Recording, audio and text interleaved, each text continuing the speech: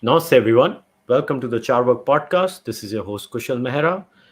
So, a few days ago in the United States of America, there was a letter that was published by Harper Magazine. I think there were around 150 academics that there were academics, activists, writers in general who had basically signed a letter that was criticizing the cancel culture that has engulfed America. The letter, criticized Trump and also spoke about the excesses in the left, and that led to a response in the form of another letter, which was in defense of cancel culture and maybe why cancel culture is good or bad in its own way.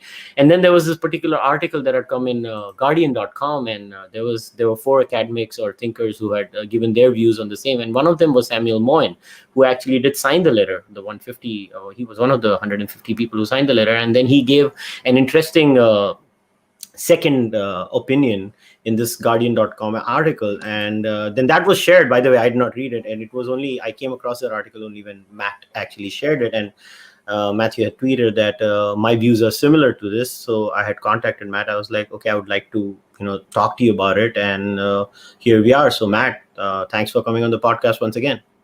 Oh, anytime. Yeah, no, I always have a good time chatting with you, and I've gotten some great responses from your listeners, so it should be a treat.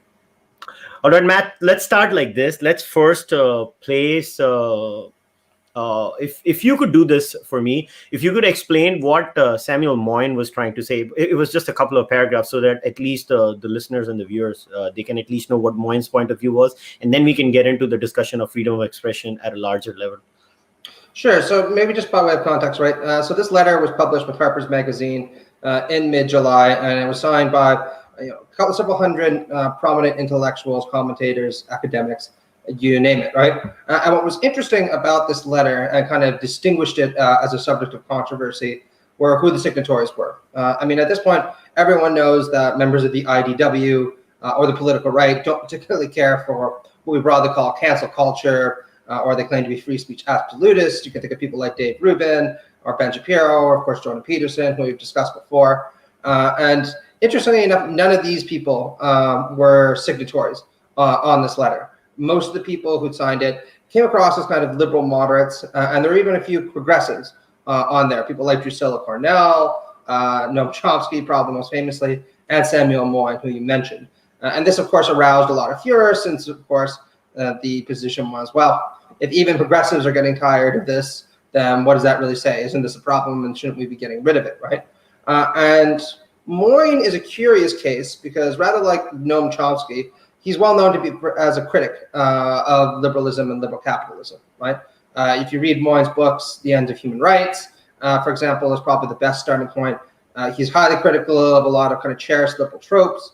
He feels that we need to go far further in emancipating human potential than what we find in contemporary liberal democratic societies, particularly liberal capitalist societies.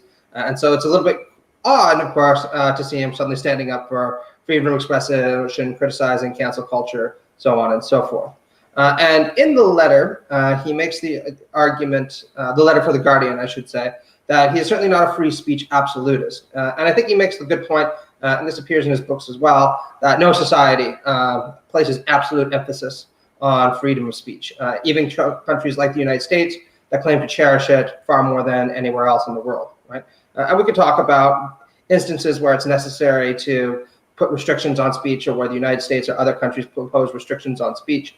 But Moyn's point is that even though I'm not a free speech absolutist, I do think that there are circumstances where more speech can be highly beneficial. And this is where I deviate from other members of the progressive community.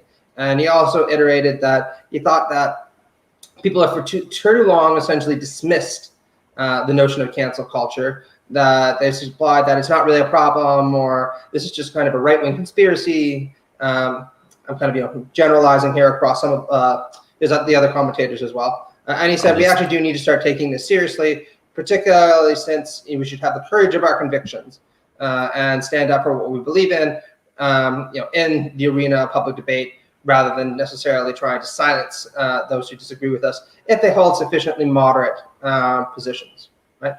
So that's, again, just summarizing very briefly. And I should say I don't agree with Moyn about everything. And I certainly don't agree with Moyn about everything if you're talking about his more extensive academic work, right? But I do think that cancel culture is a problem. I had an article that came out about this yesterday for Area magazine. I don't think that's a problem exclusively for the left, and we can get into that as well, because I think that you see iterations of this kind of mentality across the political spectrum. But I do think that it is a particular problem for leftists, since we're so affiliated with cancel culture.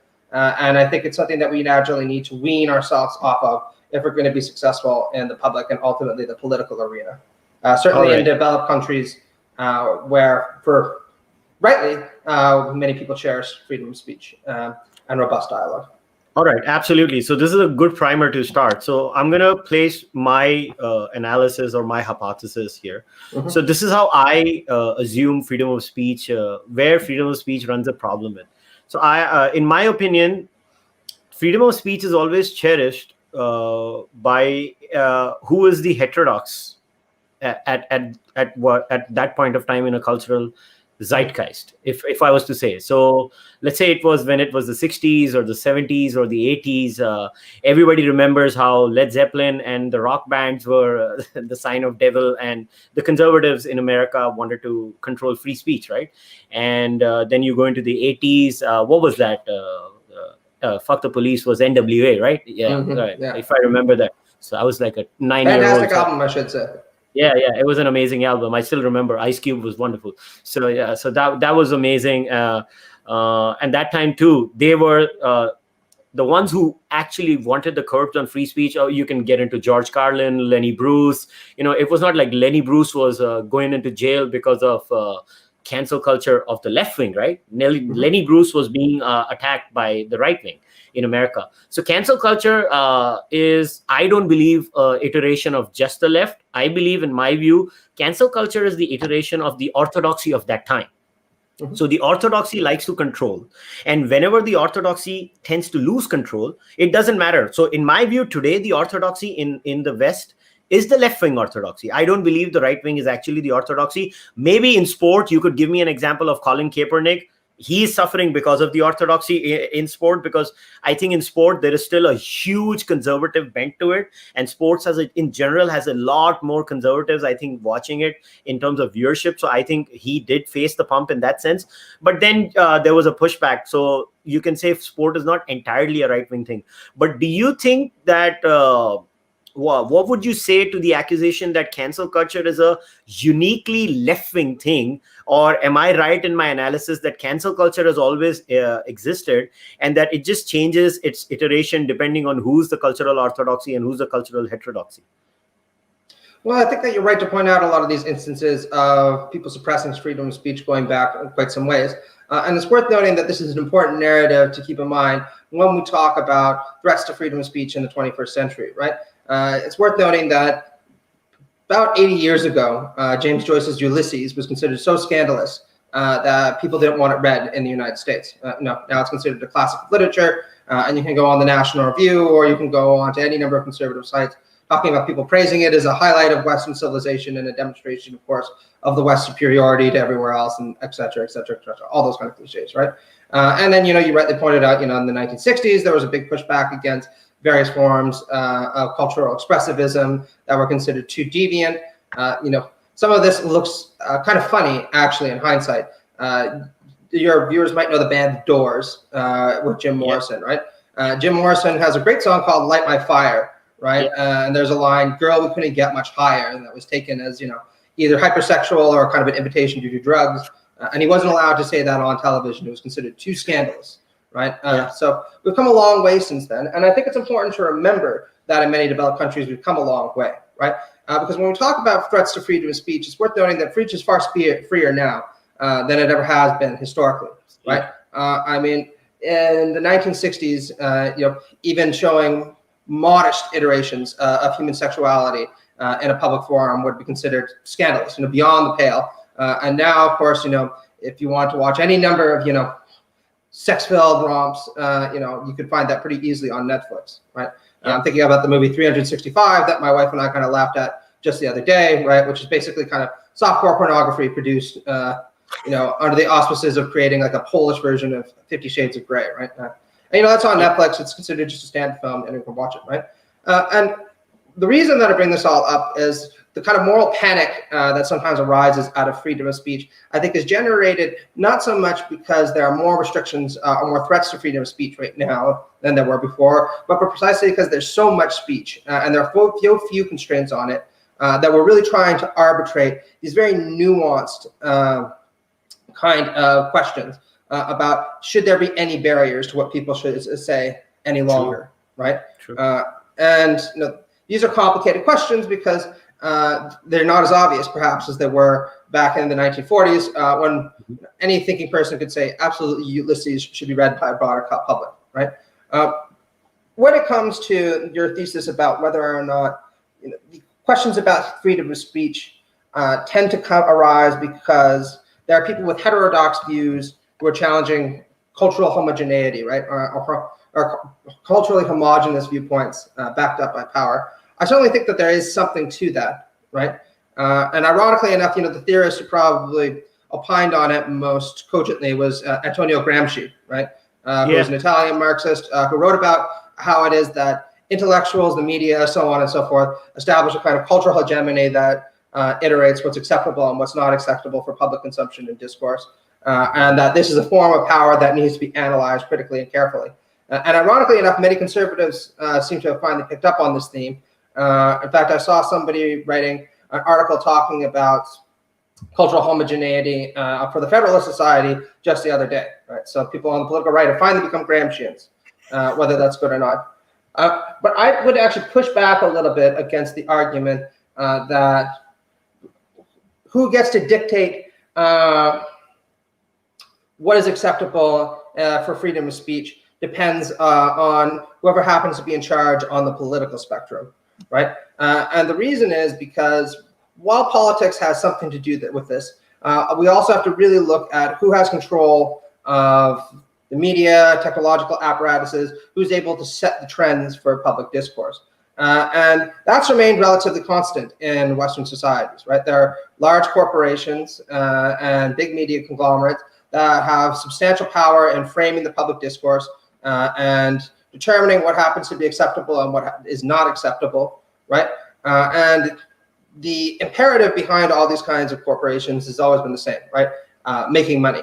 And this is why I think actually a more nuanced take on these issues isn't just looking at it in terms of left and right, so much as in terms of what's in the interest of these organizations. And I think you've seen a lot of interesting material starting to surface on this, for instance, analyzing what's sometimes called woke capitalism, right? Yeah. And the reason why I point this out is because, in some sense, a lot of the stuff about cancel culture that we're seeing right now, while important, is also insulating cultural issues from the broader questions I think we should be asking, which is who is it that's able to control who gets access to the public sphere and whose voice is amplified in the public sphere? Why is it that we should allow them to have these kinds of powers? Shouldn't, the power to have your viewpoint be democratized in some kind of fundamental way is the question that's more essential to me. Yeah, I agree with you. But then here's my follow-up to that then.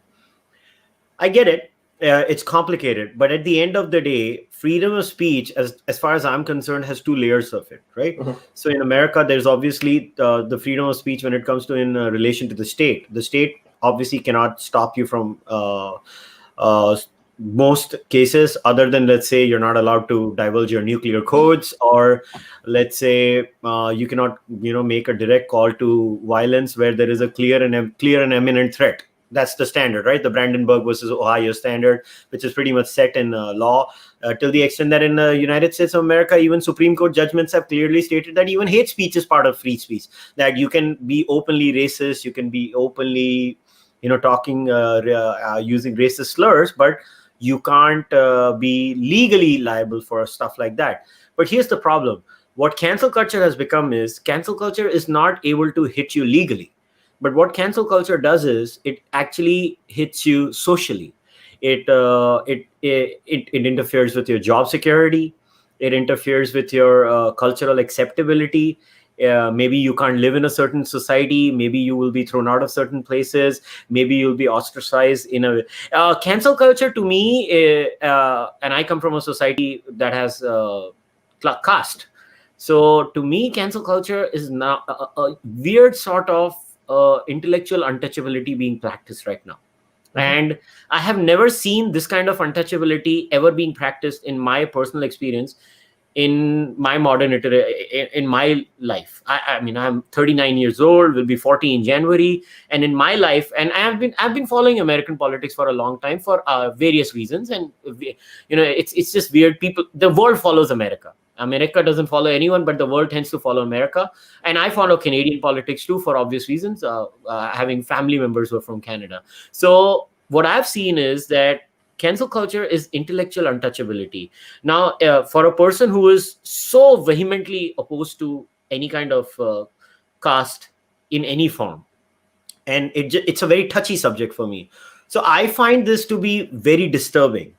Now, here's my question to you then. Who decides which speech is okay, even in a social structure? And where do we draw these lines? And my follow-up will be about the social media giants, but let's first expand on this. Who gets to decide, and how do we draw these lines? Well, the first thing I should say is that the liberal discourse around freedom of speech has always been rather narrowly focused on the state. And one of the things that I think you're rightly doing is insisting that we need to look beyond the state, right? For instances where freedom of speech might actually be constrained. And just before I kind of get into that, I should point out that the state still does impose actually far more restrictions on freedom of speech than most people are willing to acknowledge, right? So for instance, while, the United States may allow hate speech, right? There are still substantial laws around fraud. There's still substantial laws around libel. There's still, substantial laws that exist arguing, maintaining that you can't disseminate false information about people. And probably the most important example of how it is that the state regulates free speech is that speech is only allowed to be articulated in certain forums, right? Certain very narrowly circumscribed forums, at least until the advent of the digital age. So for instance, I'm allowed to express myself walking down the street, right? Picketing with other people. But I'm not allowed to go into, say, Microsoft or Apple headquarters, appropriate the territory there as an expression of speech, because the state backs up the private property laws and the private property rights of those corporations, and indicates that whether or not I have something to say about how these entities operate, I'm not allowed to criticize them if doing so means appropriating or using their private property, even for a temporary period of time.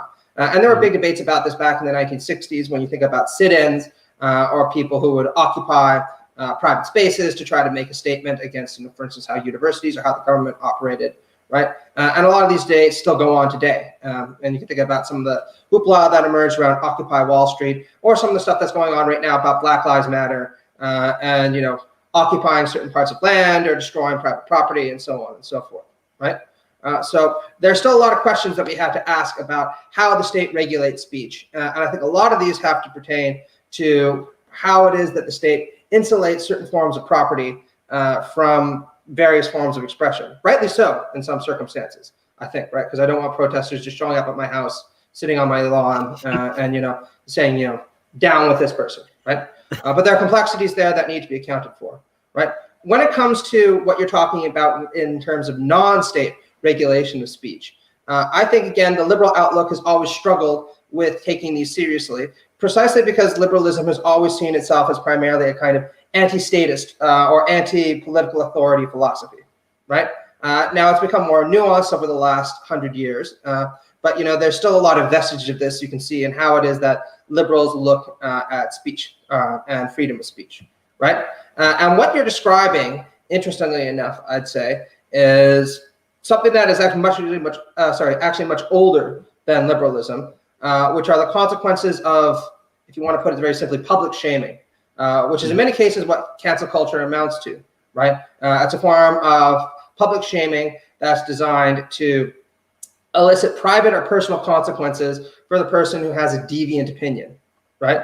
And when I say private consequences, what I mean is that this is going to impact your work or your business, your professional life, And when I say personal consequences, it's that we're trying to ostracize you from conventional society, your friends, your family members, members of your community, so on and so forth, right? And much like debates around shaming, going from the Scarlet Letter back to the Bible or other sacred texts, there are a lot of complications there. There are a lot of complications in the 21st century about when it's appropriate to shame people, right? And I think the problem that people have with cancel culture, I think rightly so in many circumstances, is they feel that we've gone too far in deciding that certain kinds of activity or certain forms of expression are worthy of shaming. And I think another problem that relates to this is the fact that because of digital media and the advent of new communications technologies, our capacity to shame and to denigrate someone has become much more pronounced than it ever has before. Yes. Right? Once upon a time, if you read the Scarlet Letter or whatever, right?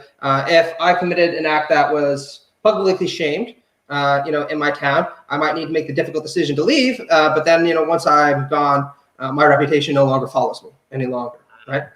Now, because of the way the internet operates, people can hound me effectively forever. But information and the fact that I've been hounded will be attached to me forever. And there's very little way of getting rid of it, which raises the stakes when it comes to what we decide it's permissible to shame and what it's not permissible to shame. Absolutely. Right? And I think that left-wing Twitter and left-wing online culture has been in many cases as guilty of not looking or reflecting very deeply on these questions as everyone else. And people have been pointing this out for a long time, even on the political left. What I often point to is Mark Fisher's classic essay, Exiting the Vampire Castle. Have you ever read it? Yeah. Okay, excellent. Yeah. And he talks about how it is that many people in the left, online in particular, have what he calls a priest's desire to excommunicate and shame, an academic pedant's desire to be in the known, and a hipster's desire to kind of be part of the in group, right? And you combine that all with digital technologies, which allow people to give into their kind of tribalistic impulses, and it's a pretty noxious combination, right? And so I think that progressive shaming can often have useful consequences, right? In some circumstances, when it comes to pushing against genuine racism, when it comes to pushing against things like the alt-right, when it comes to things like condemning somebody like Donald Trump, who genuinely is a xenophobe. But I do also think that we've been insufficiently reflective about the best way to go about trying to enact social change, which means that shame is almost always the weapon that's turned to in order to try to advance progressive causes. And I think there are a lot of instances, and this is what people pick up on, where that's not only inappropriate, but positively counterproductive, and it needs to stop, right? And the example that I usually point to, following my good friend and colleague Ben Burgess from Zero Books. I'm not sure if you've ever encountered Ben. I've only read articles of you and Ben about postmodern conservatism. Okay, well, Ben Burgess has a new book that's coming out called Canceling Comedians While the World Burns for Zero, which is a critique of cancel culture. But he points to the left-wing bread tuber ContraPoints, who you might know as a famous trans activist, right? She's a trans woman. She's produced some fabulous videos criticizing Donald Trump, the alt-right, incels, whatever you want to call. But because of some deviations from the kind of social expectations that some in the world of kind of trans activism have, she was widely condemned by many members on the political left for a long period of time and was effectively shamed off of Twitter. And my response to that is, you're getting rid of one of the most passionate, convincing, and effective left-wing commentators there are, on the basis of these fairly marginal sins that we could have a discussion about, and certainly we could ask about whether or not it's appropriate. And when you do that, particularly to someone who's well associated with the political left, you only have yourself to blame when you're not able to gain broad public support or win any kind of real political power. Right? Yeah. So this sounds like a very, very weird system where I can totally relate to it, because it is untouchability. It is basically a purity and pollution based system where if you don't pass the purity test, and then you're called a pollutant, you're something dirty. And the unique thing, and I think this is where not only is this my observation, not that I'm some brilliant guy. I mean, I think many people have made this observation. It seems to be kind of a religious thing where there's no redemption. At least Christianity offered you some sort of redemption. At least if you believed in Jesus Christ, you had a way out, right? I'm not justifying that way out, but I'm saying at least there is a way out, right? For religions. I mean, even in Hindu systems, there is some way out. But in this system, this new form of untouchability, there seems to be no redemption. So if you're banished by the online tribe or the mob, you just don't have any way back to get your career done. Look, everybody is not a Barry Weiss. Let me be brutally honest here. Barry Weiss is famous. She could benefit from woke capitalism. On the other side, there is the other side to woke capitalism too, right? It's not just Robin DiAngelo charging people $6,000 a pop and making money off telling white people how horrible they are. It's not just Robin DiAngelo doing that. I mean, Barry Weiss can also play victim to wokeness, and she can also build a career after that. I'm not saying she's wrong, or I'm not saying she's not justified. What I'm trying to say is that she could get away with it because she had a considerable voice. But there might be many people.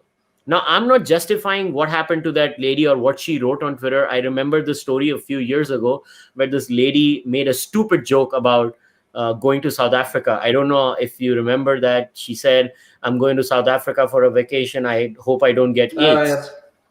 I'm not justifying what she said. But that woman, her career was destroyed. Now, I don't know anything about her. But what I'm saying is that do we want to live in a world where there is no redemption? That's my question. No, we don't, and certainly that's not a world that I want to live in, right? And I completely agree with the philosopher Slavoj Žižek, right? That in his worst iterations, for instance, the one that you spoke, this approximates a kind of social policing that's on par with what you saw in earlier generations, and then it took decades of activism to push back against, to allow people to express themselves as they wished, right? Saying that, I think it's really important to recognize that the roots of cancel culture, as we understand them, go a lot deeper than many of the analysts and critics are willing to acknowledge. And I think what we need to start appreciating is that the roots of cancel culture go and touch on the way that liberal societies and liberal subjects understand themselves, right? So you kind of brought up the religious example, right? And how it is that redemption was offered to you. Well, one of the reasons why it is that this redemptive possibility was open to people is your identity wasn't wrapped up in your self-expression, but in a transcendent feature of your makeup, like the soul, right? Mm-hmm. Your soul was more important than who you were on this earth. To a certain extent, if you were shamed by the public, right, mm-hmm. That might actually be a testament to your inner purity, and God would ultimately recognize that and offer you redemption in the next life. And because your soul is who you truly are, that's what you should care about. And obviously there are a lot of theological niceties on this that we can mince and so on and so forth. But with the advent of liberalism starting, I'd say, in the 17th century, in the philosophy of John Locke, who's a figure beloved by conservatives, I should say, what started to become more central than these kind of transcendent features of your identity was yourself and your self-expression in particular, right? And your identity became much more constrained to who you were, how you experienced the world in this life. Right? And John Locke is very expressive about this, right? Who you are is your memories and your experiences, and to a certain extent, your subjective interpretation of the world, right? How you experience it, in other words, right? And this started out in philosophy, kind of highfalutin theory, but I think it's really become a dominant cultural feature of how it is that people understand themselves today, right? Who we are is our memories and experiences in this life. And we each have our own subjective way of interpreting the world. And there's no real basis for anyone to criticize this, since there's no transcendent beyond we can appeal to. So who are you to criticize me if this is how I understand things, right?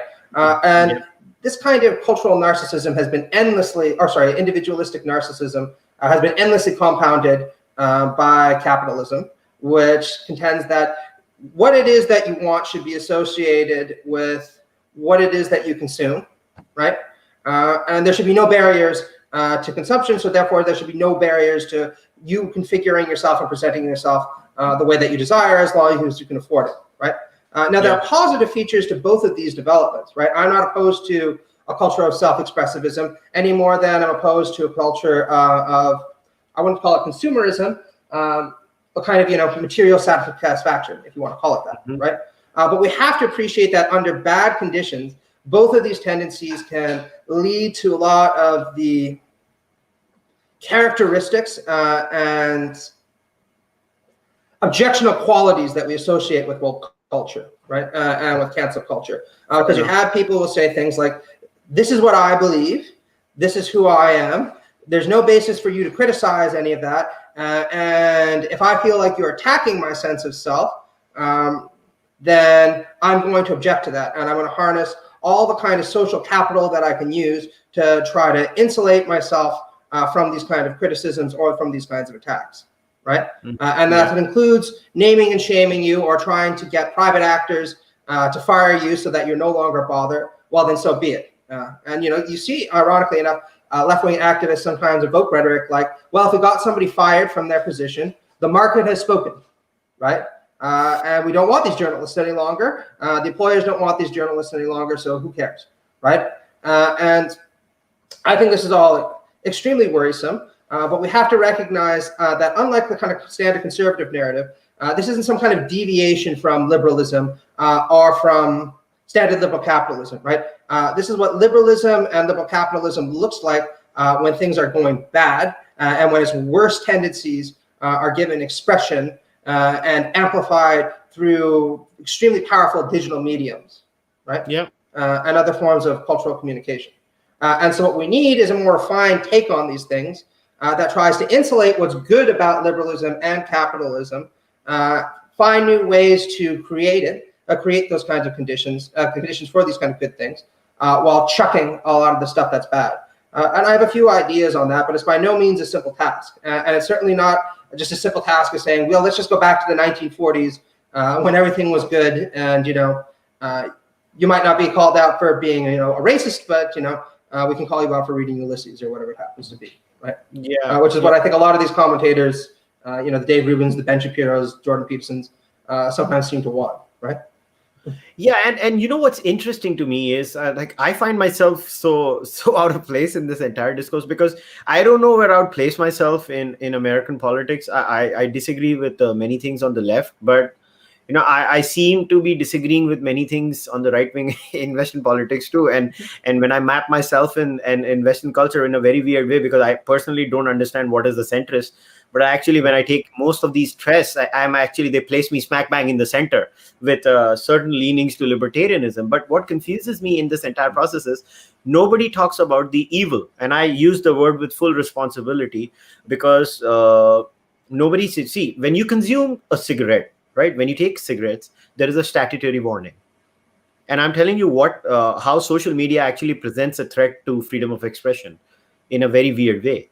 So when you consume a cigarette, you know that cigarette smoking is harmful to you. It's been told to you by n number of campaigns. Like in India, we even put a very hoary and gory picture on the cigarette packet itself that you should know what you're consuming.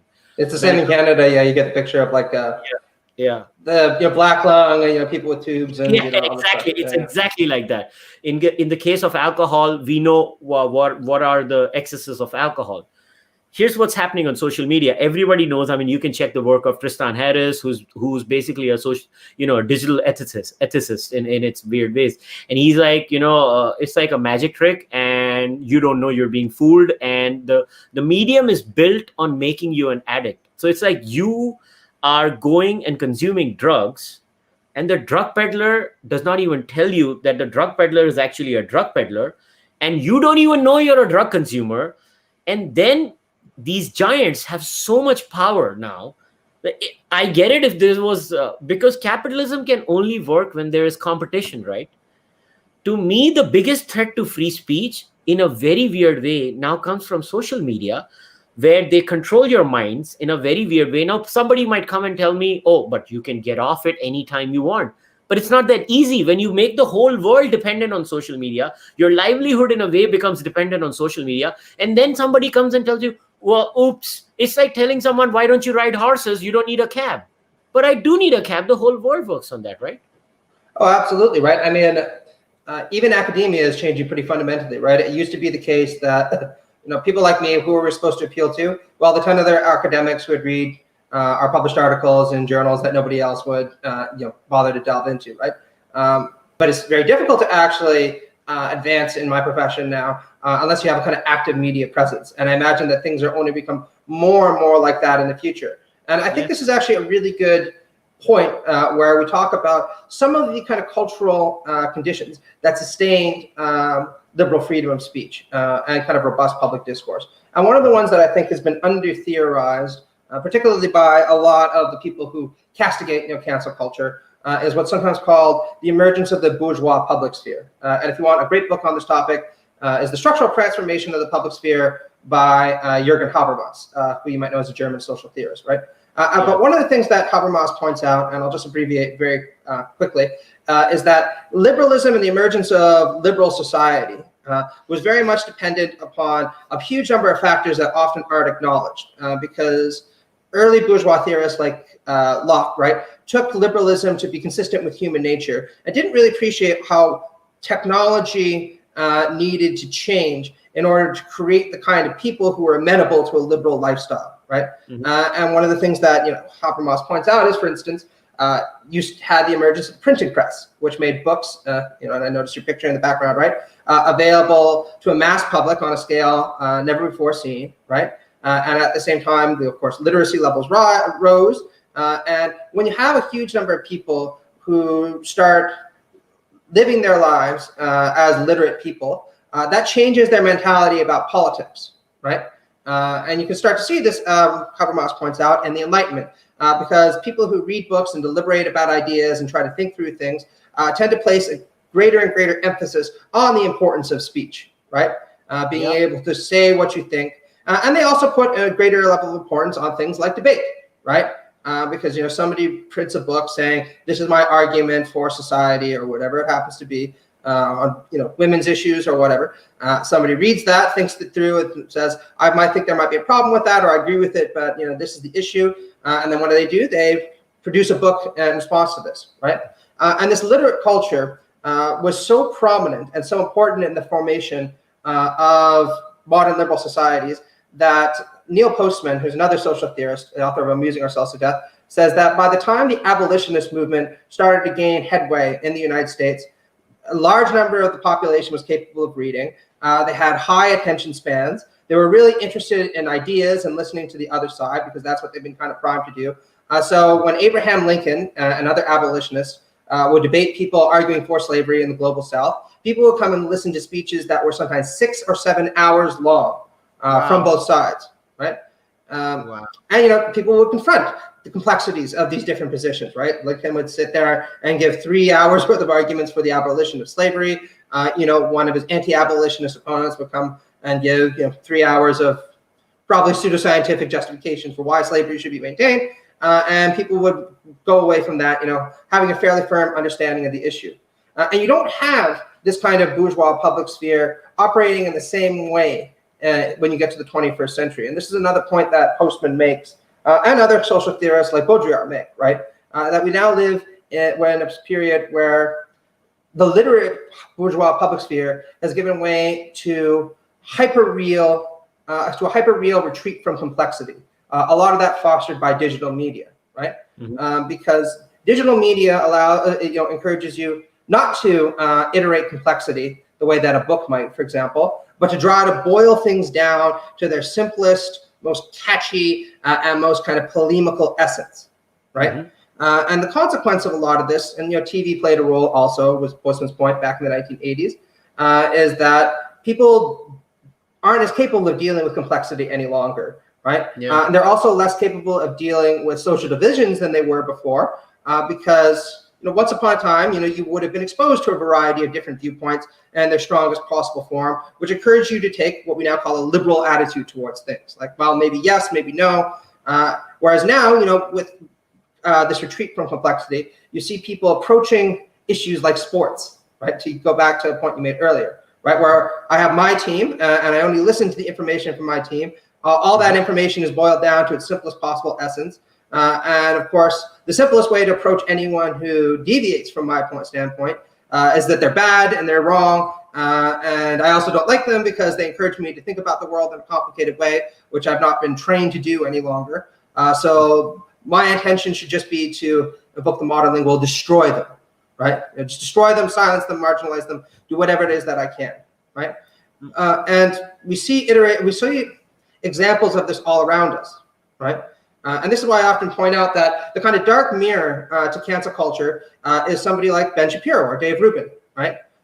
Figures who don't necessarily call for cancellation, but try to prime their audience to retreat from complexity as much as possible and to see the world in times of these very binary oppositions, which allow their partisan supporters to rest easy with their convictions that'll never be unsettled, right?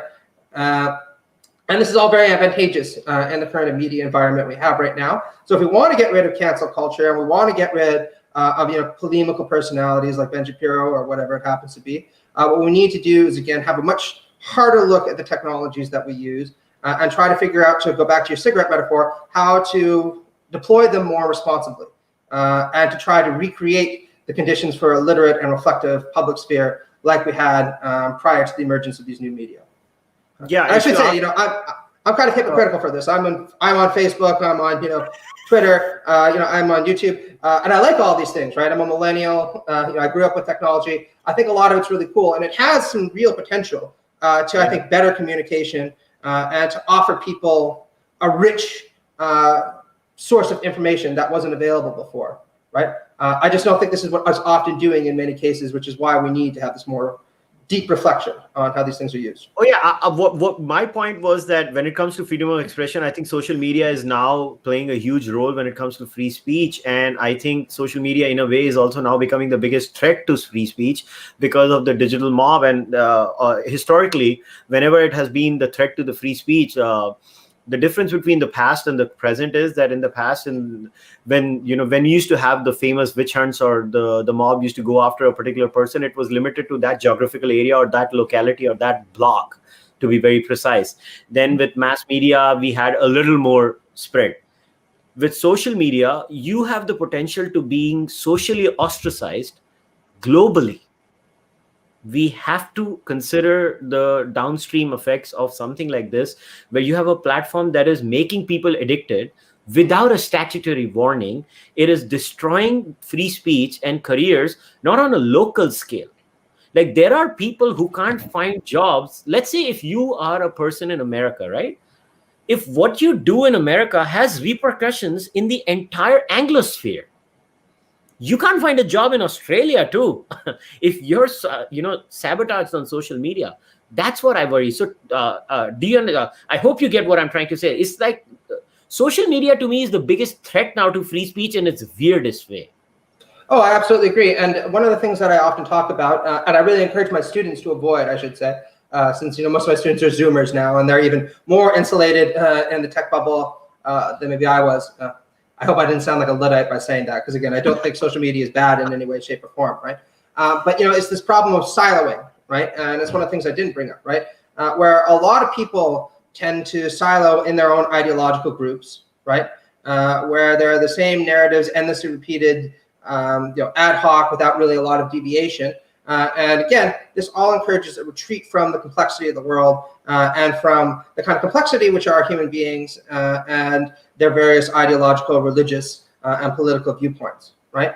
And when you silo in a group and you're encouraged to only see the other side as enemies, it shouldn't be surprised that when you briefly come out of your silo, it's only to attack the people on the other side and to shade them as bad and suggest that the world will just be better off without them, rather than looking at them as people that you could learn from, or who might have some insights into the world that you and your own social group lack, right? And I'm not saying that as somebody who's claiming impartiality here, right? I have my own settled political convictions. I'm a man of the left. I've always been, and I'm very proud about that, right? But that doesn't mean that people on the left can't learn from people on the right, or vice versa, right? And I think they should, and I think that there's too little of that goes on today. Right. Yeah. So I'm conscious of your time, Matt. So before we wrap things up, I wanted to ask you one last question. So are there any new projects? Because we've already had a podcast about postmodern conservatism and your book. So what's coming up next? So what is in the line? What are you writing about next now? Sure. I have a new book that'll be coming out soon with pal Greg McMillan. It's a pretty dense academic book called Liberalism and Liberal Rights, a Critical Legal Argument, which is kind of my take on liberalism. And it concludes with an argument for what I might call broadly liberal socialism, right? A society that respects freedom of speech, freedom of expression, freedom of religion, all the standard liberal liberties, while at the same time redistributing wealth in a way that I feel is compatible with basic principles of justice. I also have an essay collection that'll be coming out, also with Palgrave Macmillan. This isn't just by me, though. It's on liberalism and socialism, moral enemies or close kin, and includes some comments by other left-wingers like me. But I was also able to get some prominent right-wing contributors as well. You might know Jason Brennan, who is the author of Against Democracy and has written a number of books on the importance of libertarianism. He's making a contribution. So my hope is that this essay collection will give people a kind of panoramic view of the debates between liberals and socialists, emphasizing the differences that exist between these two traditions, but also stressing, I hope, some of the commonalities that persist, particularly in this highly partisan time. And the last thing that I have going on is I'm negotiating with Zero right now to release a new book, which is on why the political left can never get along. And I kind of open it up with this kind of ironic comment, which is that if you read people like Ben Shapiro or Jordan Peterson, they always treat the left like it's some kind of monolith, right? Yeah. There's these postmodern neo-Marxists who are out to get you, and they all believe the same thing, and they're there to try to destroy Western civilization and turn all men into women and so on and so forth, right? And my kind of comment is that the irony of this is that if you've ever spent any time on the political left, the kind of running joke is it's a bunch of people who all stand in a circle, take a gun out, and then aim at one another for these really petty and often kind of bullshitty differences. And I find this an unfortunate situation, but the book is meant to kind of analyze why it is that people on the left don't tend to get along with one another. And of course, to offer my own kind of suggestion about what could unite us and what kind of principles that we should take as sources of unity rather than the sources of discontent. So those are a couple of projects that are coming on. That sounds like a lot of fun. I look forward to those books. I'll definitely read them. I love reading your articles all the time. And, once they're out, I'll definitely read them, and I'll call you back on the podcast, and we can maybe have a chat about all those ideas. So you've heard it, guys. Free speech is a complicated subject. It's not as easy as people make it sound to be. Most of you guys who listen to me are basically people who live in India or from India. And when it comes to India, we have a very different set of rules and regulations.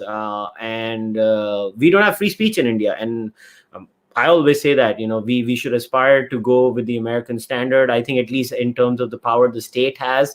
And I don't know when it's going to happen. I really think it's very highly unlikely that it's going to happen until until I'm alive. I don't see it happening in the next 50 years in India.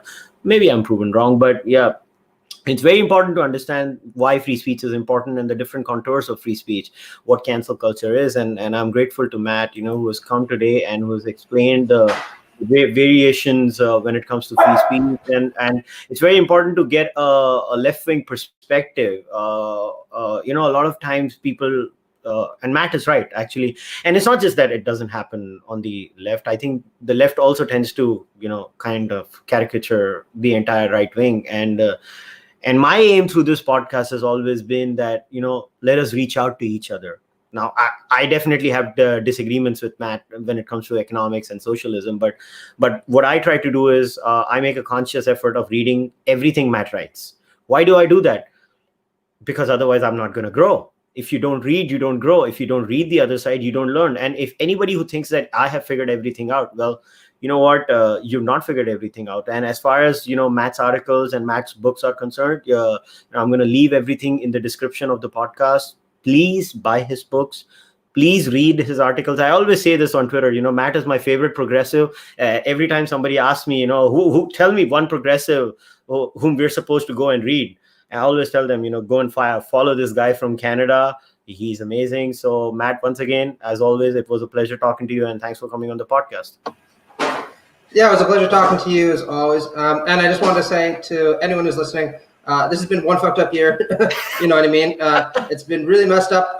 And if there's one thing that we can all agree on, I think it's that. So I just hope that everyone's staying safe and that we all make it out of 2020. Maybe a little worse for the wear. maybe a little bit more dependent on some of our bad habits, but alive and kicking, right? So take care, everyone. All right, guys. So I'll see you guys next time. You know the drill. If you like what I do over here, please subscribe to the podcast, like the video, share it, and leave your comments on the, in the comment section. If you want to support me, you can join the membership program on YouTube. You can also go on patreon.com and support me there. I've started this new series where we are going to have a thorough discussion of all religious books, starting with Hinduism. We're going to cover many Hindu books. So if you want to do that with me, please join Patreon or YouTube. Until then, I'll see you next time. Namaste. Take care. Goodbye.